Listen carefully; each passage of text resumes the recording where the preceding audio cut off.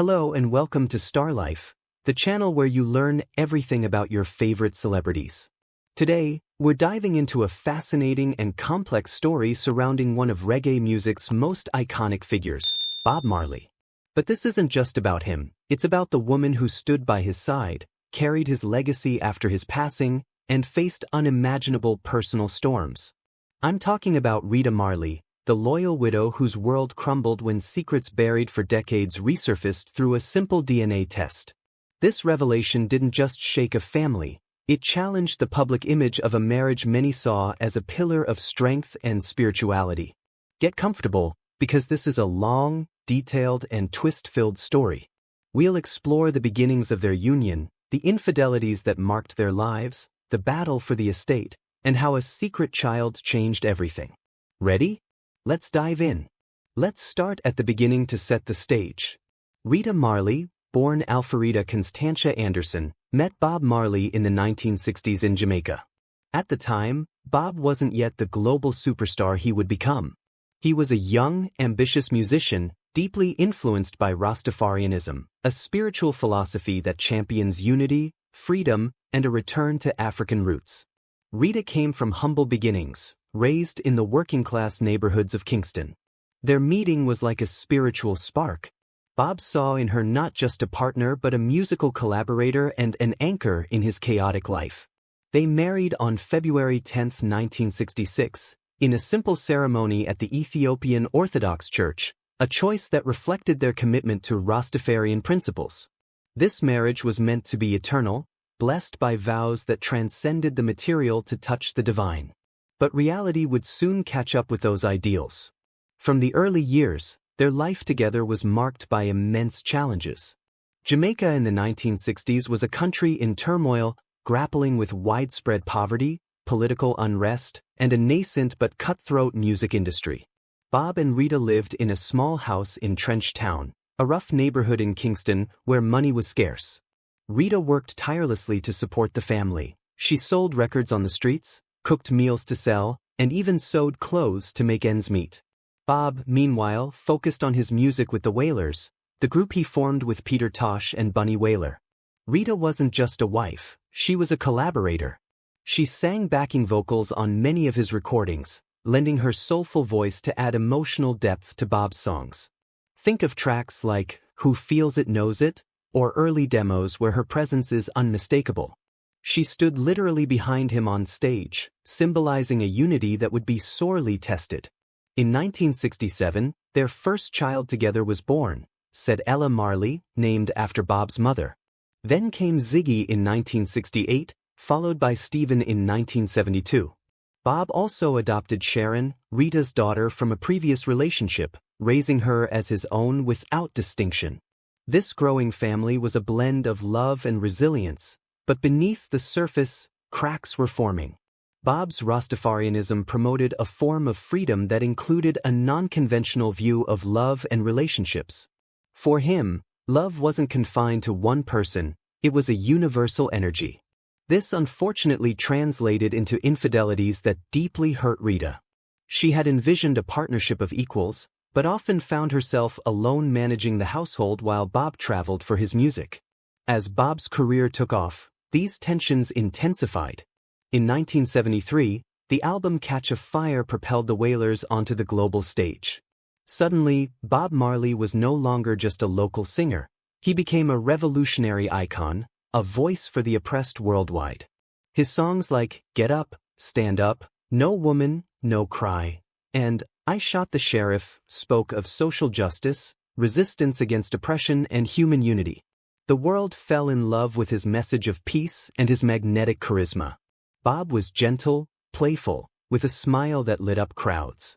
But that same charisma drew women like a magnet. Wherever he went, on tour in Europe, the United States, or even in Jamaica, admirers flocked to him. And Bob, true to his philosophy of freedom, didn't always push them away. For Rita, this meant living with constant humiliation. Rumors of extramarital affairs circulated openly in Kingston's music circles. Bob didn't even try to hide them anymore. He fathered several children outside the marriage, each one a fresh wound for Rita. Take Janet Hunt, who gave birth to Rohan Marley in 1972. Rohan would later become a professional footballer and entrepreneur, but at the time, his birth was a blow to Rita. Then there was Janet Bowen, mother of Karen Marley, born in 1973. Karen grew up knowing who her father was, but integration into the family wasn't always smooth. And of course, one of the most public relationships was with Cindy Breakspear, a glamorous Canadian-Jamaican who won the title of Miss World in 1976. Cindy wasn't a nobody, she was sophisticated, and her affair with Bob made headlines. In 1978, she gave birth to Damian Marley, who would become a reggae superstar in his own right, winning multiple Grammy Awards. Rita tolerated these children, often because Bob insisted on acknowledging and including them in his life. He showed them affection, sometimes inviting them to family events or supporting them financially when he could. But for Rita, each new arrival was a trial. She felt relegated to the role of the patient wife, the one who kept the family together while Bob lived his freedom. Cindy, in particular, was a formidable rival. While Rita embodied earthy, grounded strength rooted in Jamaican reality, Cindy brought an air of exoticism and international fame. Their rivalry was silent but palpable. The public speculated about the tensions, even if neither spoke openly about it at the time. Despite all this, Rita remained Bob's anchor. A dramatic event in December 1976 perfectly illustrates her unwavering loyalty. At the time, Jamaica was gripped by intense political violence, with clashes between rival factions. Bob, as a neutral figure advocating peace, organized the Smile Jamaica concert to ease tensions. But 2 days before the event, gunmen stormed their home on Hope Road in Kingston. Bob was shot in the arm and chest, his manager Don Taylor was critically injured, and Rita herself took a bullet to the head. Miraculously, she survived, the bullet lodging in her scalp without reaching her brain. Still recovering, with a bandage on her head, Rita stood by Bob's side on stage at the concert, performing before 80,000 people. It was an act of courage and devotion that captured the world's imagination. But privately, this incident scarred her deeply, reinforcing her sense of isolation amid Bob's betrayals. The following years were a whirlwind of success for Bob. Albums like Exodus in 1977, named Album of the Century by Time magazine, and Kaya in 1978 solidified his status as a legend. He toured relentlessly, spreading his One Love message across the globe. Rita often accompanied him, participating in tours and handling logistics. But the infidelities continued. Another woman entered the picture, Yvette Crichton. Unlike Cindy, Yvette wasn't a celebrity. She worked for the Marley organization, managing fan mail and even living for a time with Bob's mother, said Ella Booker. For Rita, Yvette was an intruder, an employee who had crossed boundaries. Their hostility became overt, marked by heated arguments and mutual disdain that poisoned the atmosphere. In 1980, Bob's health began to decline. He had been diagnosed with melanoma in 1977, an aggressive form of skin cancer that spread to his brain and lungs. While he fought for his life in clinics in Germany and the United States, Yvette revealed she was pregnant. Bob, weakened, didn't publicly confirm paternity but confided to his mother, said Ella, that if the child was his, she should look after it. This quiet statement would plant the seeds for future conflict. Bob Marley passed away on May 11, 1981, at just 36, in a Miami hospital. His death was a global shock. Millions mourned the loss of a prophet of peace. His funeral in Jamaica was a national event, with dignitaries from around the world paying tribute. For Rita, Bob's death marked the start of an even tougher chapter. Without a will, his estate fell into chaos. Under Jamaican law, assets were to be divided among the widow and recognized children. But with at least 11 official children, several born out of wedlock, disputes were inevitable. Rita transformed into a fierce matriarch, defending Bob's legacy against lawyers, business partners, and even some of the mothers of his children. She took the reins of Tough Gong International, the record label Bob founded, and oversaw posthumous releases like Confrontation in 1983. She negotiated merchandising deals, turning the Marley name into a global brand worth millions. But this role made her controversial. Some accused her of favoring her own children over others.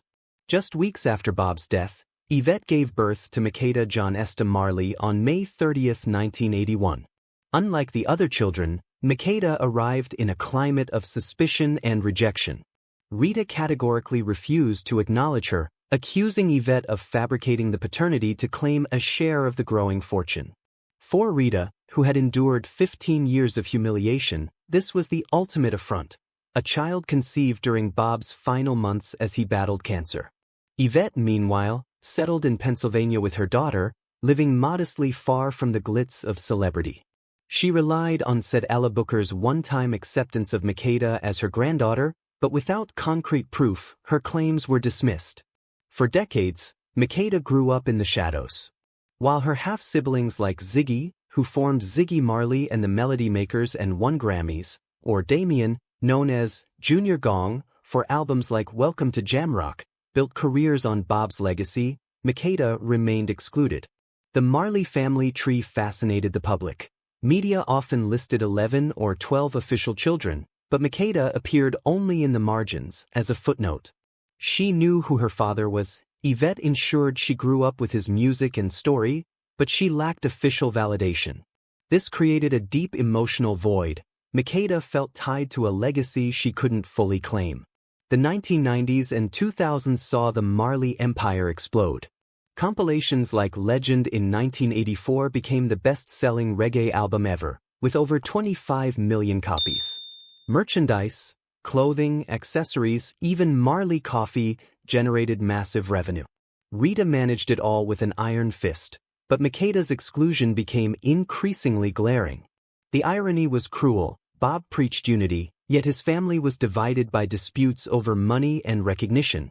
Makeda, now an adult, began speaking out publicly, asserting her lineage in rare interviews. But without irrefutable proof, she was often seen as an opportunist.